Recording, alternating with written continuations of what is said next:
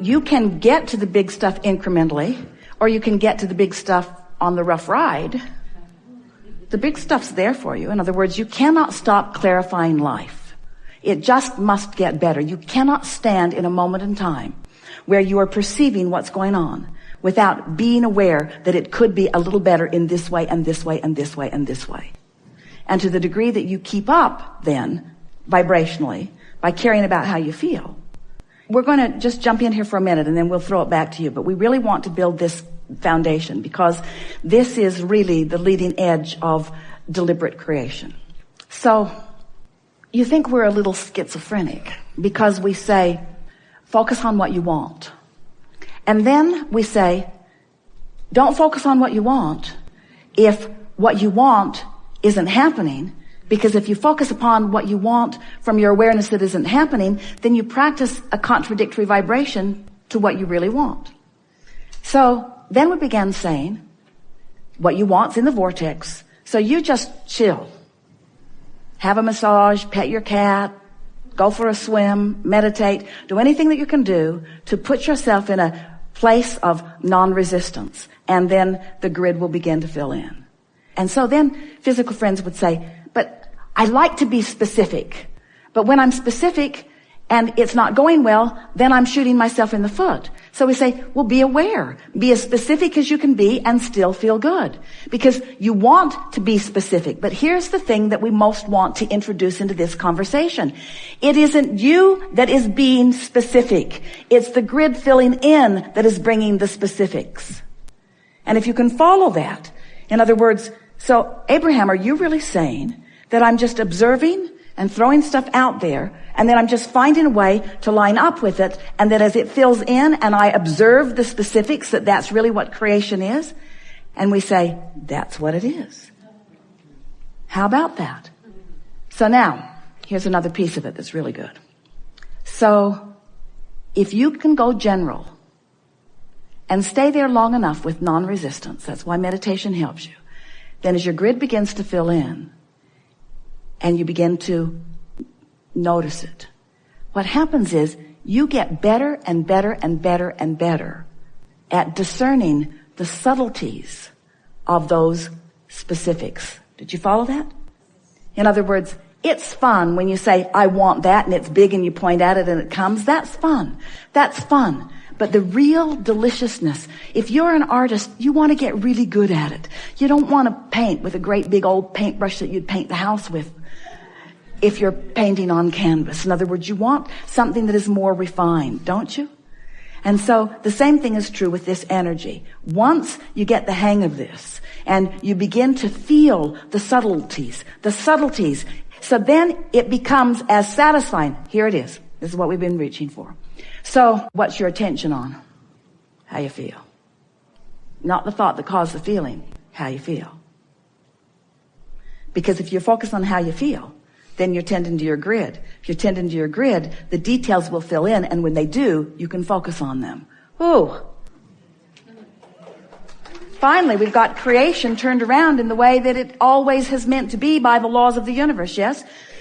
The thought causes the feeling, but when you focus on the feeling, then the thought comes. That's what attraction is. There's no assertion. It's all attraction. It's about preparing yourself vibrationally. It's like, I'm going to ready myself for the manifestations I seek. That's what the best description of deliberate creation is. I'm going to vibrationally ready myself for the filling in of the grid. You can get yourself into a general enough place, just chewing with us. In other words, as we're having this conversation, it's happening on many more levels than a verbal level. It's a vibrational thing that's going on. And so your vibration is raising and raising and raising and raising and raising. Your grid is drastically improved as a result of focusing in an arena like this. And so then, as you are just paying attention to the grid filling in, and you are making the association between what came and how you felt before, now you've got it, you see. But if you're just blundering around, observing, creating grids, not being aware that you're creating them, not knowing one from the other, just knowing that life is up and down, and stuff's happening, and you're not able to make any association between what flowed into what grid and how that grid felt while you were making it, that's creating by default. Deliberate creating is so much more delicious. Yeah?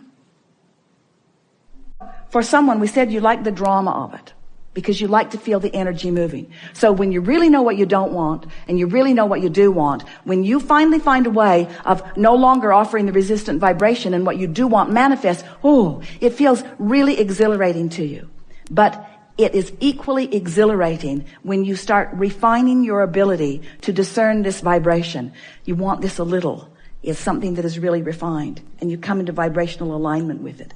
So here's what we're getting at. Your ability to perceive is growing exponentially with the details that you're putting in your vortex. You see how it works? Did you follow that? It was way out there on the leading edge.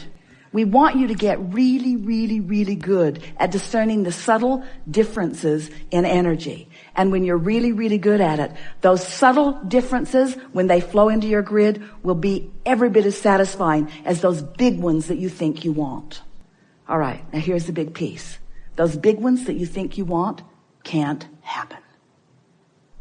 Those big quantum leaps that you're reaching for can't happen. Because if you've practiced one vibration, it can't fill in with another, you see. The closest thing to a quantum leap you're ever going to experience is when you feel your vortex full and you croak. That's a quantum leap. But as long as you're still here in this physical body, you really want to get good at devouring, at savoring the deliciousness of the subtleties of that, you see. You are so much more than you see here in these physical bodies. Do you know that? You were source energy before you got here, and you still are source energy. The larger part of you still is that. And sometimes you say, well, if that is true, then why would I come? What was the point, Abraham? Why am I here banging around like this with the wanted and the unwanted, the good, the bad, and the ugly? Why am I here? Why am I here in this physical form? What's it all about? And we say, it's about your joyous experience, and it's about all of our joyful expansion. It's about finding something new to focus upon and allowing the laws of the universe to fill it in with vivid detail that will surprise and delight you, and always delight you, while sometimes it may not surprise you, because sometimes you'll have a clue once you get good at reading vibration about what's coming. You'll know generally the goodness that is coming to you.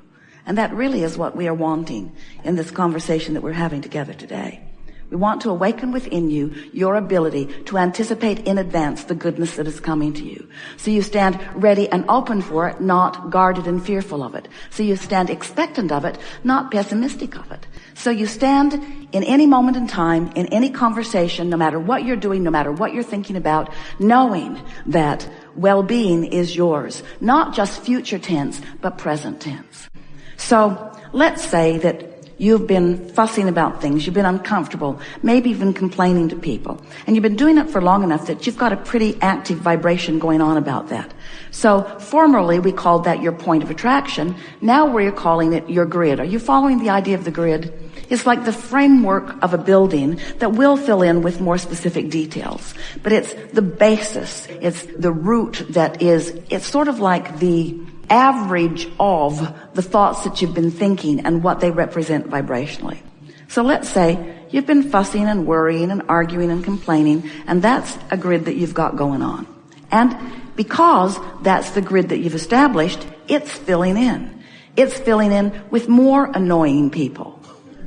Next logical step. It's filling in with more things going wrong. Next logical step. It's filling in because law of attraction is bringing to you what your point of attraction equals. You follow?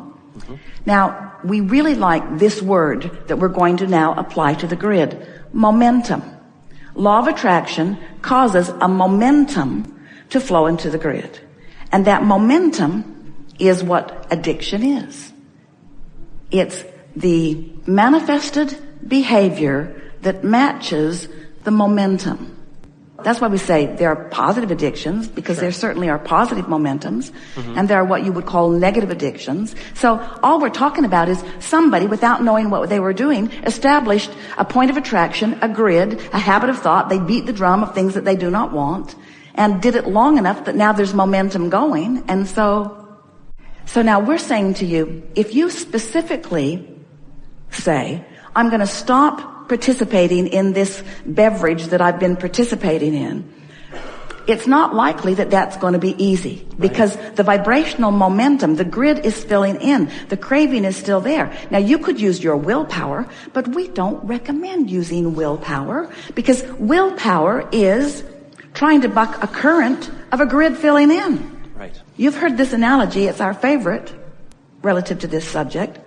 I've fallen out of an airplane. I jumped out of an airplane. I'm at 50,000 feet. I have no parachute. What should I do?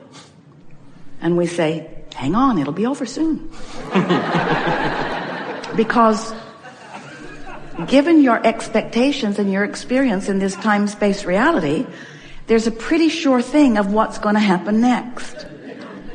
But what's going to happen after that is really what's in question. So what we're saying here is, don't try to change course in the middle of momentum, in the middle of law of attraction's response to your grid. Don't try to buck that current. It will just make you tired. Instead, at a time of non-resistance, prepave a different grid, and do it often enough that you get some momentum going there, so that that grid is calling you more powerfully than the former grid.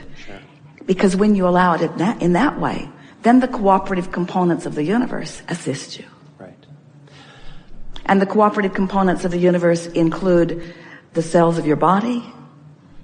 They include your vibrational basis. They include everything that has anything to do with you in your current powerful now moment. What we really want you to hear from us is that there is never any advantage to you ever in focusing upon something unwanted and having a discussion about it, because it cannot go away until you either find a remedy that you believe will make it go away, or you withdraw your attention from it. Now, let's go back to that remedy that you believe will make it go away. If you had a condition and you went to see someone and they said, oh yeah, I see it all the time, eat this, drink this, rub this on, and you'll feel fine. Then your desire, which is the conversation we had when you sat down, your desire is such that that little bit of information massaged your belief and softened your resistance enough that your desire dominated, and off you go toward the recovery that you're looking for. But if you have a condition that is stubborn, that people are perplexed about or concerned about, and so it persists, so even in the midst of your awareness of your active desire to improve it, you're witnessing the opposite of the improvement that you're looking for. Now that contradictory energy is holding you in that place of non-movement.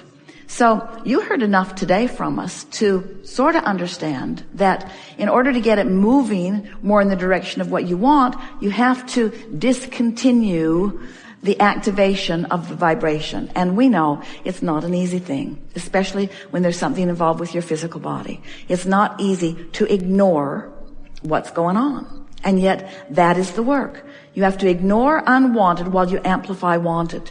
And there's something really wonderful about a physical condition or about anything unwanted, because it can give you a bounce. It can amplify your desire in a stronger way.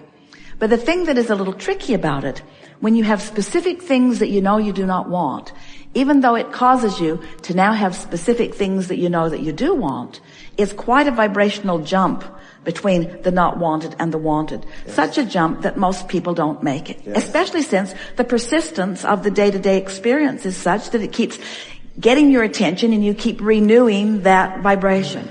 So your work really, and we talked about it at the beginning of this day, is to get as general as you can about it, because you have a chance to shift vibration if you go general, where the specifics of it, in most cases, won't let you. So, can you remove yourself from the specifics of it long enough to have a general conversation? In other words, could you say, I have a temporary condition. Can you feel the softness of a temporary condition as compared to a chronic condition? Yes. Now, it can be chronic and temporary.